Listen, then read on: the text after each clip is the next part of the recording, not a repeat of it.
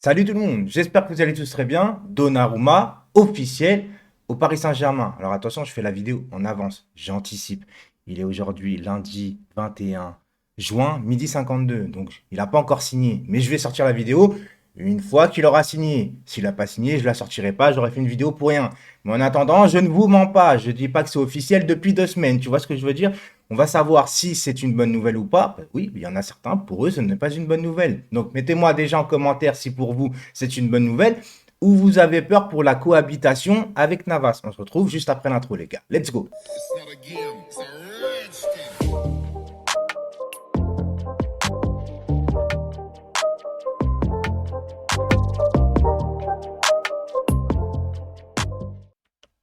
Avant toute chose, les gars, il faut que je vous montre un petit truc que j'ai reçu. J'arrive. Regardez un petit peu. Champion du monde 98. Bon, moi j'ai choisi Djorkaeff, les gars. J'ai choisi Djorkaeff parce que c'est mon joueur préféré de l'équipe de France en 98. Regardez, le flocage et tout, c'est vraiment un truc officiel sur papier très bonne qualité. C'est pas du papier canson vite fait A4, tu vois ce que je veux dire. C'est Labo Football dans un cadre. Ça va être mis dans le décor. Je peux vite fait. Il fallait que je cherche un cadre en attendant. Je vais le mettre bientôt. C'est Labo Football qui fait ça, les gars. Il y a différentes tailles, différents maillots, que ce soit PSG, équipe de France à l'ancienne, PSG à l'ancienne, PSG de maintenant. Vous avez aussi les buts avec les formes tactiques. Vous avez des illustrations de joueurs, de légendes et tout ça.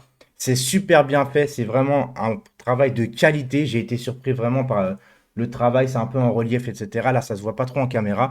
Donc, les gars, si vous êtes intéressés, bien évidemment, c'est en description. labofootball.fr et surtout avec le code SACE, vous avez moins 10%. Voilà les gars pour ça. Ensuite, maintenant, on passe à Donnarumma.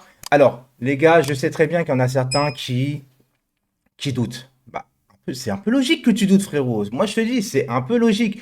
Parce que tu te dis, au début, on entendait des choses. Déjà, les gars, Donnarumma, gratuit, 22 ans, vu son potentiel, tu ne peux pas passer à côté en vérité. C'est ça que je voulais dire au début direct. Tu ne peux pas passer, pardon, à côté d'un tel potentiel gratuitement.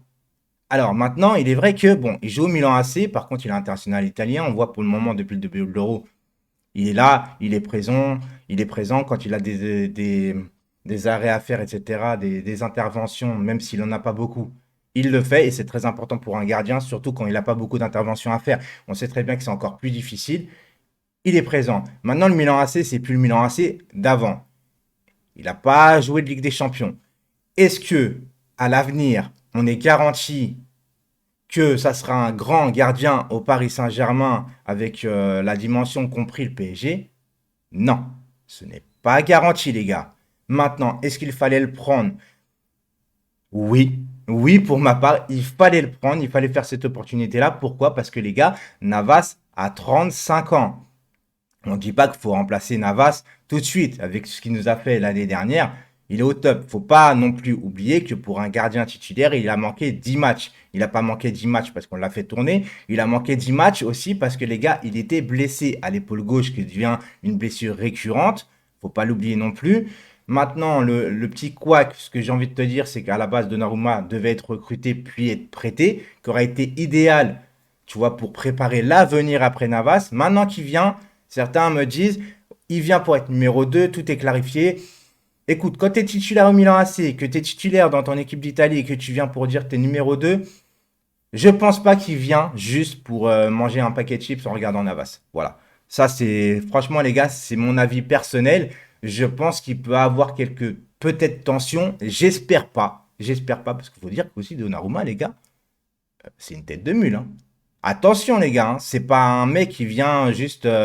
Il a du caractère, les gars. Il a du caractère. Mais le Paris Saint-Germain veut Donnarumma depuis qu'il a 17 ans, les gars. Il veut Donnarumma. Le PSG le veut. Le veut depuis très très longtemps. Là, ils ont fait une opportunité. Gratuitement, les gars. Wijnaldum gratuit. Maintenant, on attend bien évidemment Hakimi. Je sais. Est-ce que ça va se faire ou est-ce que ça va pas se faire?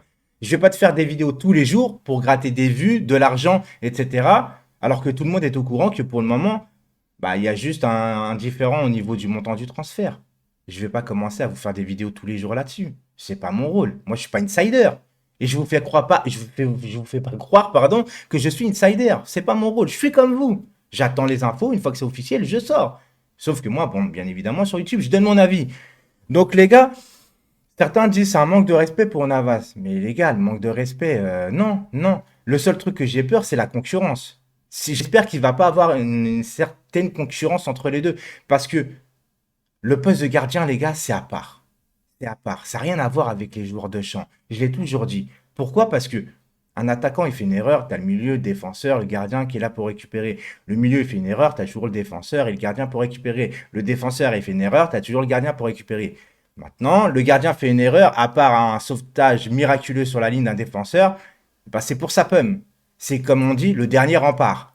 Donc, il faut toujours une hiérarchie pardon, claire, nette et précise. Parce que si tu mets la pression sur deux gardiens, et ben les gardiens, au lieu d'être dans un confort de, comment je pourrais dire ça, de confiance absolue, ils vont se dire, là, si je fais une erreur, je vais peut-être perdre ma place. Et c'est jamais bon pour un gardien de but.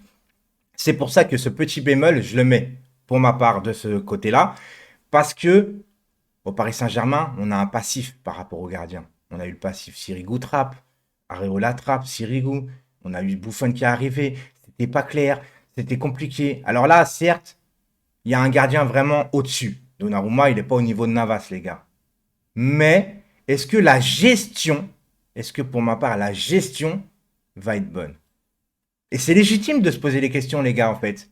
C'est légitime parce que tu peux pas. En fait, tu ne peux pas, en gros, avoir 100% confiance en la direction du Paris Saint-Germain au niveau de la gestion, je dis bien. Non, parce que les recrues, là, si tu as un gros chèque, etc. D'ailleurs, les gars, parlons de ça vite fait, ça serait bien quelquefois de vendre des joueurs. Non, parce que acheter, c'est bien. Vendre, c'est bien aussi. Parce que forcément, les gars, quand tu vends, hein, tu dégraisses un petit peu, tu vois, tu crées moins d'embouteillage. Il y a un peu plus un groupe soudé. Parce que là, au niveau des gardiens de but, je crois qu'on en est entre 8 et 10 quand Donnarumma arrive. 10 joueurs sous contrat, 10 gardiens sous contrat. Cette gestion-là, les gars, elle n'est pas possible, en fait. Elle est juste pas possible. Maintenant, les gars, je vous le répète encore une fois, dites-moi en commentaire, est-ce que pour vous, vous êtes content, oui ou non, de Donnarumma? Oui, pourquoi? Non, pourquoi?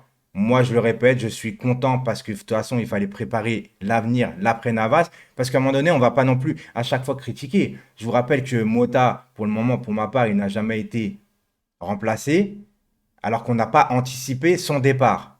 Là, pour une fois qu'on anticipe un éventuel départ plus tard, on va pas commencer, les gars, juste à se plaindre tout le temps, tout le temps, tout le temps. Donc moi, je dis, écoutez, on va espérer que tout se passe bien, bien évidemment, mais en tout cas, voilà, ma dernière phrase, c'est allez Paris. Ciao!